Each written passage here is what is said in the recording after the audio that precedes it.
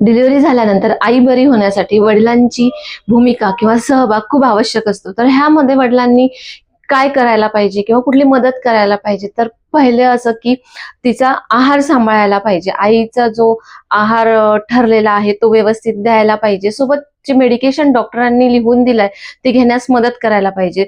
दुसरं असं की घरात 45 दिवस आईला विश्रांती देणं गरजेचं असतं। तर ह्या काळामध्ये घरातली कामं, बाळाची जी आवश्यक कामं असतात त्यात मदत करायला पाहिजे किंवा घरच्यांकडून ती करून घ्यायला पाहिजे।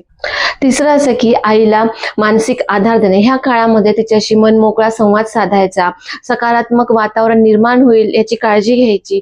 सोबतच तू एकटी नाहीये अशी जाणीव करून देऊन तिचा आत्मविश्वास वाढवायचा। आता शेवटचं असं की बाळाच्या ज्या बेसिक गरजा असतात ह्याच्यामध्ये मदत करायची, जसं डायपर बदलणे आहे, फिडिंग झाल्यानंतर ढेकळ काढायची, बाळाला काही औषधी सुरू असेल तर त्या द्यायच्या। ह्या बाळाच्या ज्या बेसिक गरजा आहेत ह्याच्यामध्ये सहकार्य करणे।